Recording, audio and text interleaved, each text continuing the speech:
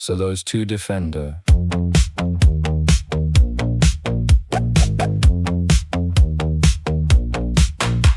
Though Raymond and Chuck Malak defend Dina and her rights, still I'll be old and decrepit before I agree. In order to horn, he should have a beak to get out of the horn. He could easily go blind, the smoke from the folds is thick. He should have a beak, long and sharp.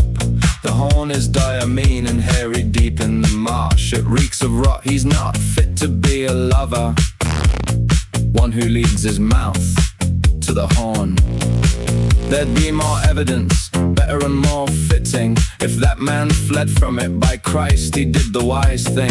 Fear and loathing took him if the jet had come from above. It a scalded neck and jaw. He's not fit to gift with kisses. One who horns a stinking horn.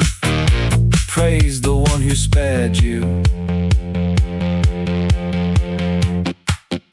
Listen, I don't agree with the one from Durford, you were not wrong.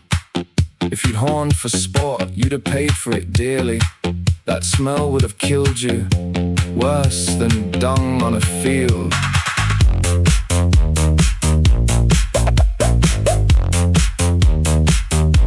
He's out of a danger that have shamed his son and all those of his land.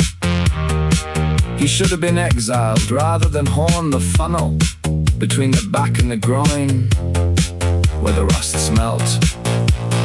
Let not that man from Corn strive to horn the horn without a big cork to plug the hole in the groin. Then he'll be able to horn without danger.